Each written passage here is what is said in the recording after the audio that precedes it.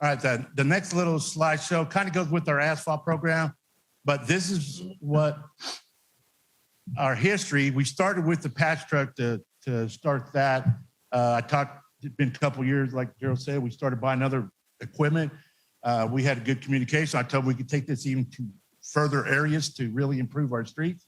And then we started talking about getting a little lay down machine to do some surface repairs and things like that. So now we're working in these areas here. This area, we just started a couple of weeks ago. I wanted to get a little started a little bit earlier, but the ice storm kind of held us back and other things like that, but we're moving again. So from February to early March, we're going to be in this Rock Island edition. And there's several streets back there that has, if you counted it, probably have anywhere from 500, 600 potholes in every street. So if you look at this, but what we're doing, we're not going to have to go back. So it's going to make us better at what we do and be able to respond to other things a little bit quicker. Next spot that we got is asphalt scheduled for early March. We're going to, and actually this one's going to get rescheduled because I've had talked to a gentleman out at Warren Cap. There's a problem out there that we are going to use our new asphalt zipper in. And we've been waiting to get it trained on it. And we finally, the gentleman had COVID, so it took us a while. We're going to get trained on that. So we're going to flip some streets around, move out there first. We're going to zip up the road, recompact it, and then put the material back down. And anyway, so it shows in a second, but it's actually going to switch time frames going down the road. Frontage, here it is, frontage road on Highway 81. It's out by Waco. Is this the way?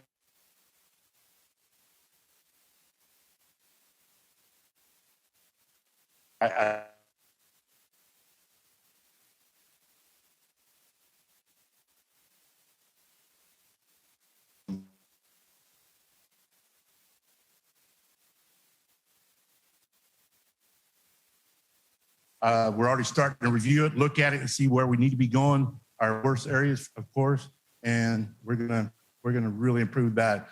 So as we come back, like Jerald said, we want to show more about our asphalt program, and I hope he gives me enough time where we can get some of this done. And when I come back, I can show you before and afters and show you what we've done with it. This right here is a side-by-side picture that's actually on 3rd Street that we're working on right now. You can see the road is dirt. Well, it's actually millings now we put on because it was so bad we had to rebuild it back up with millings and pack it down before we could even do a surface repair on top. And of course, on the right, that's where they're laying asphalt and they're rolling. So that's the kind of program we're moving into now after we get the potholes repaired and all that. And that's it on that. Any questions on the asphalt?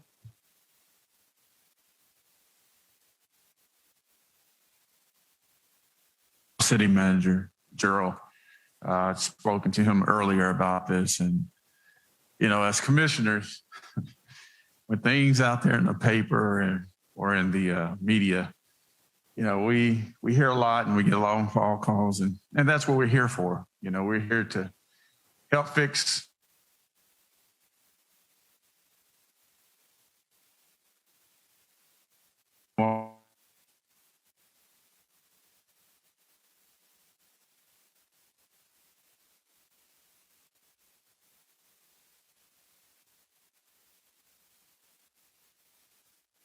in fact, I like to say, when you all get ready to lay down another lay down, is it okay if I come out and observe? You bet. You know, I like to see it myself.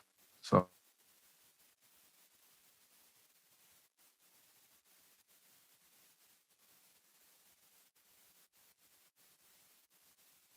You know, it helps me as a councilman. So it's a good thing. And one last question I have, would it help if do you all feel like one truck is good enough on the previous slides before this one that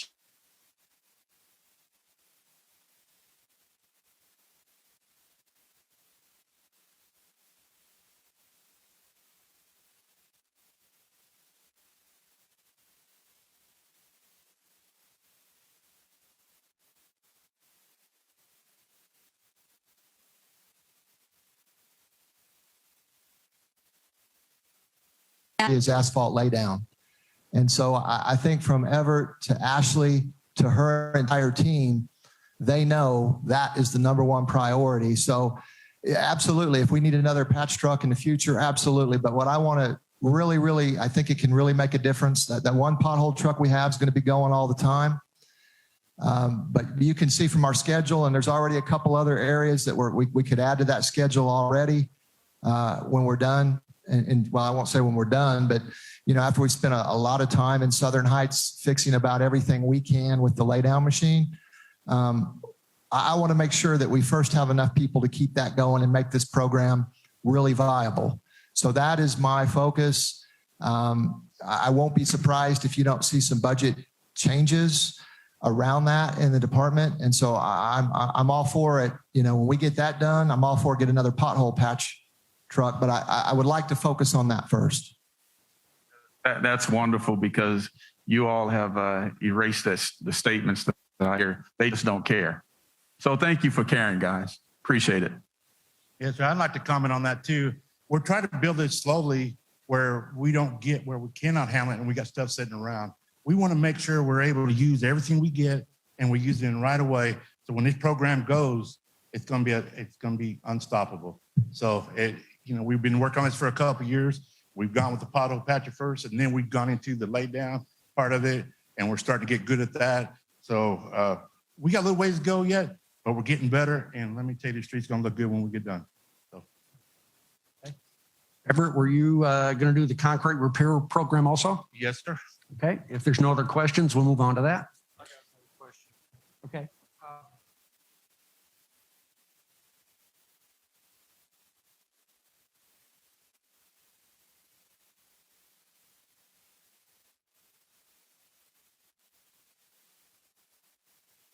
That we're doing.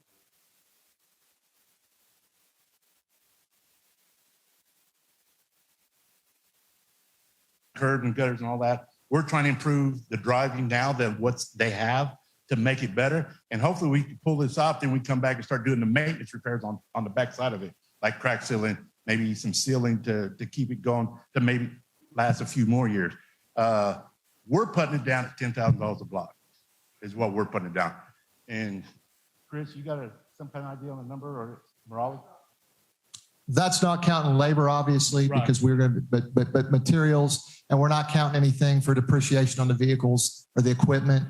So that's how we look at it, that it's a pretty inexpensive program. That's very inexpensive. We've got the capital cost and the labor cost, but that's still very inexpensive. I'm probably not right, but I'm thinking it'd probably be 60 or 70 if some contractor had come do it or more a block.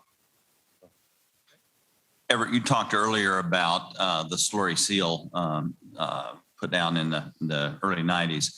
Were the examples you gave, Rock Island, Shady Lane, Southern Heights, 3rd and Princeton, were those slurry seal roads? That's why I just told this story the other day. I was involved in that. It was in 93 when I started. 94, we went in and did a fly ash base on it. Winona Judd was actually coming to concert at the Expo Center. So they told us to hurry up and get it done and get out of there by rights. A fly ash road should be cured for at least 2 weeks to get the water moisture out before we laid that slurry seal over the top of it. And we did not wait. We just went in. And so a lot of those got done that way. And I was part of it, but I was an operator at the time and really didn't have much say so over it. No, and we can't fix history. That's right. That's right. I'm trying to make it better now. If those were examples. Yeah, everybody had their own thing going. Okay. Yep. All right, our next one we're going to do is I call it our point repair. This is another program we started two and a half years ago. When we started this, we wasn't really for sure how we was going to run with it, but with the right team in place that we have put in place to get this to happen, it's turned into one fantastic program, I believe. So the first 30 or 31 slides I'm going to go through will be just before and after pictures, and then I'll go into the rest of it after that. So the first one, 124 South Hoover, looks like it's covered up. You can see the problems on the side. The curbs are collapsing, the catch basin is collapsing. It was holding a lot of water in that corner, doing a lot of issues, and you can see what the repair looks like on the side of it there. Yep. Next one is 600 South Adams. That's actually going to our administration building. There was a large heave there. It was buckling up our sidewalk and things like that. And here again, you can see what it looks like now. Falcon Crest. Had a lot of chipping, breaking out, concrete giving away in those areas. We come in, replace a couple pounds and got out of the way. There's another one, real good close-up picture, heaving. Everett, as you go through the pictures, would you show them too? That's a great example right there of, we actually did try to repair that. You can see with asphalt. That's not going to be a good long-term repair. As you can see, the concrete continues to fail. You might tell them some of the criteria we think about when these projects come to us, either because a resident reports it or staff sees it. We put it on a list. If I see it, I send it to Everett and it goes to Larry.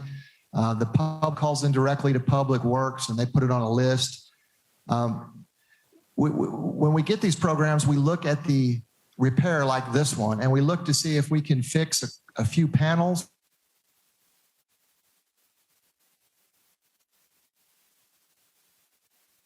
From here, of course, I don't have my glasses on, but it looks like it's pretty good the rest of the way. And so that's what we're trying to do with this program is just fix some concrete panels. In this case, it turned to, it looks like it's about a 20-foot by whatever, 20 by 20 piece of concrete. So we're trying to not do any more than we have to fix the concrete and make it smooth. So if you could help point that out, I mean, there's no way to repair that without cutting out some concrete. Yeah, you're correct, Gerald. The asphalt that we put in is just a temporary fix until we're able to get there because it's a hazard. We don't want popping the tires or getting hurt out there, or even a motorcycle at nighttime hit that thing. It would be a really good thing to do. So we do some temporary asphalt on it, and then we come back and look what it takes to get it fixed. Like I said, Larry goes out, he looks at it, he measures it, he gives me the recommendation. Sometimes I might shrink him down, or sometimes we may have to grow because of the issues that we would cause if we did fix that and then move on a little further. We could have flooding or something like that. So we look at all that when we're out there looking at it. Here's a good example. You got 3 or 4 panels there that are really broken up, cracked up. So the moisture's getting underneath it, keeps on pushing up, and it's going to continue on getting worse until we get out there and get it. And we do get a lot of calls on these, but we're now out looking for the issues. Then we can get them prepared before we get to that condition. And you'll see that here in a little bit in our plan. It's a really good example. We throw asphalt in this thing all the time until we was able to get out there and fix it. Here again, asphalt is a temporary fix to make it safe for the public until we're able to move out there.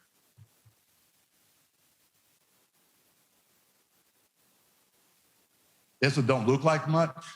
If you look over on the left side of that picture, you can see it's got a lot of mud sitting there. So every time it rains, a lot of moisture, water sits there, that gets up underneath, causes more issues. So the quicker we can get it fixed, the better we are. We won't have to go to a large scale trying to fix things.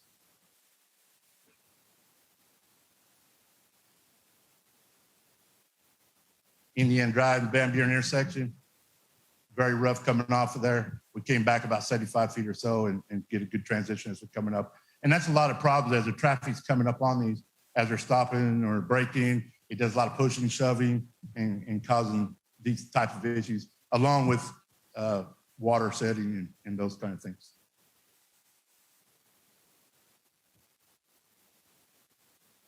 Another quick one, got some large cracks going across the street down the middle, and it's caving right there in the middle. Now, we also look at these too. We drive down the road, and if you actually would rate these with the overall condition, some of them could be sitting 60, 50% that when we rate them. By fixing a few panels like this going down the road, we're able to bring them up to 85, 90%. So it's improving our infrastructure really good.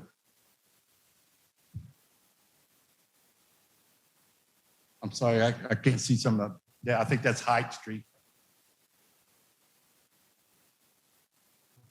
Most of these projects run anywhere on a smaller version from a week with our contractors doing to maybe 2 to 3 weeks.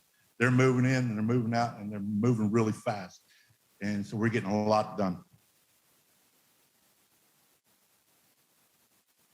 This one is caving in around our drainage area. Got to rebuild it back up, box it in, and put the concrete in. This is over by Maple and Second, where it was caving in. This was concrete put back in 90-some. I was one of those that was involved in that. And now we got it improved again. And there's another slide for the other side. That's the Leonardo's corner, right? Yes. And so if you haven't been by that area, it looks fantastic. This is a benefit directly of this concrete program.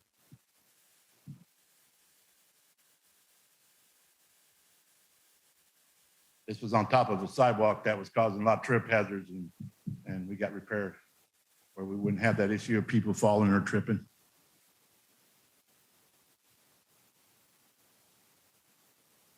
Quail Ridge and West Chestnut just happened a short time ago. We was able to improve that and the drainage coming off of it.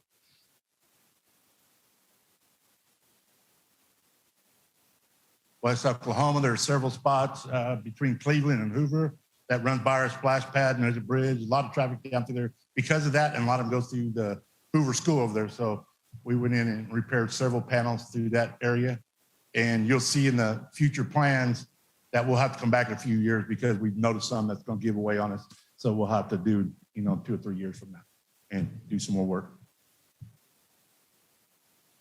I'd add, you put in the proper drainage gates on those grates, rather, for safe for bicycles, scooters, skateboards, all those kind of things that aren't cars, just residents utilizing those areas. It's a big safety thing. Thank you. Right.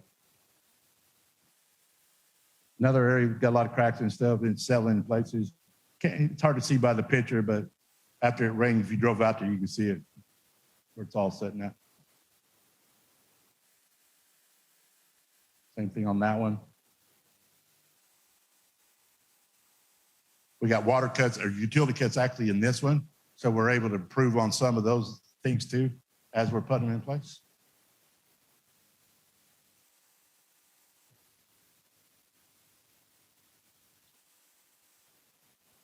That was in progress. Some of these are in progress now. All the rest of them was completed. So they're in progress in what we're going after. Everett, what's the time span when all of these were done? On the ones we're working on or the ones we're coming up with? The ones who've already completed. The ones we have already completed, we did 31. We started this in July. So we have done 31 projects from July till now. So like I said, we're averaging 2-3 weeks of project there with other pin, and all that. Are there typically surface drainage or storm sewer changes that come with those projects, or that infrequently? They do. If there is any issues with the surface drainage, we look at all that before we have them repaired. We want to make sure it's all working together. There's some more areas that are planned. Lisa Lane coming off of it. That's actually over a pretty good drainage area that we need to get repaired.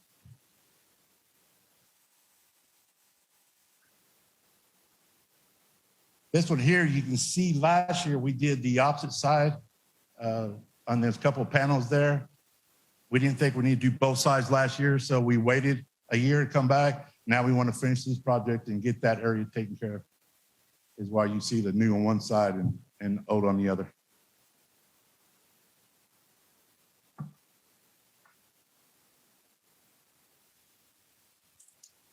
Okay, let me back up. I hit the button too much. Right here's our map that shows you all the areas that we've completed, and the flags in progress with red. The yellow ones we've got planned out is where we're going. And here again, this is just from July. So you can see there's a lot been going on. Projected amount right now, we got pending quotes out at $54,134. Those 3 projects are set and waiting to get funded. Our estimate quotes to make us through the year is all of these areas that we've come up that we thought should be moved up on the line and get done this year. It's setting at $454,455. Our budget for this year was at $600,000. We've already went through $599,260.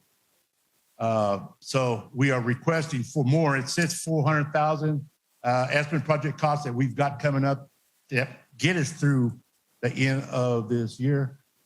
Somewhere right around 508,000. Actually, in the agenda, we went ahead and changed it to 500,000, and I would have come back and changed this, but kind of had that thought at the last minute. And I thought, well, if I was a commissioner, I would ask myself, why aren't you asking for the 500,000? So we went ahead and put that in the document or the item for the resolution on there. I will say this has been a very successful program from my point of view. I think it's spread out all over the city. We will, what I would like to do with this, and I think we will do, is we'll start posting that map out there on our website so that the public will know. Although this may not have fixed the problem in front of their house, they can see and maybe have some hope that the city is doing.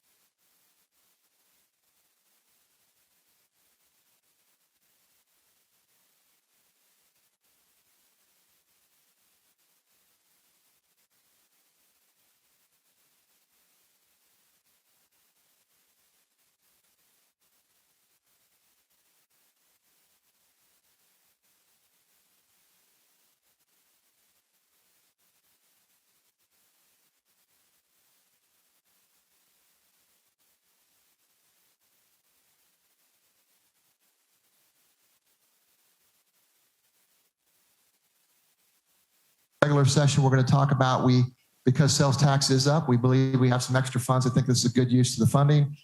And just looking at the budget next year, this is the second year for this program. So we think an appropriate level of funding for this program is about 600,000 to $1 million a year.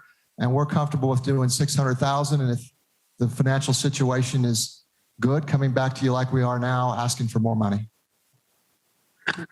Also,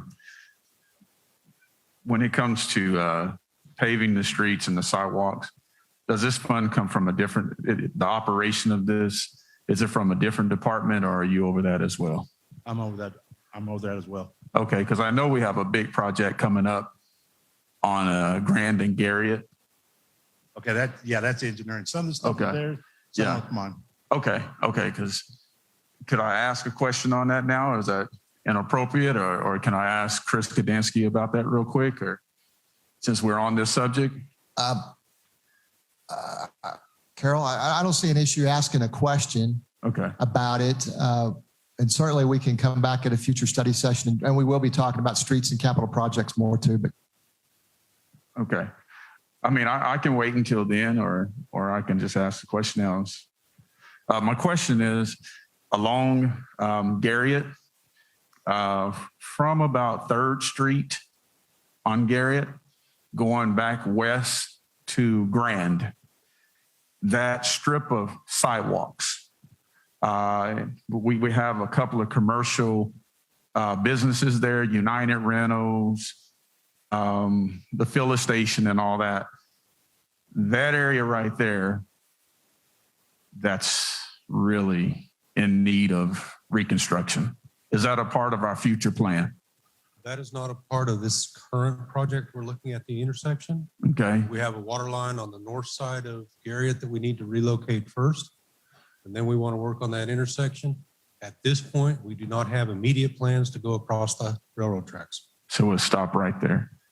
Okay. What about up to the railroad tracks? Because a lot of people, they walk that area, and I mean, bike ride and walk across the railroad tracks to get there, because that's the only route that they have, because all the other streets have been closed until you hit Main Street.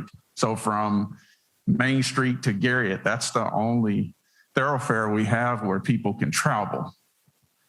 And I've went out and really looked at that area. It's pretty dangerous. It's just something that we need to really consider and look into, because it's a big hazard.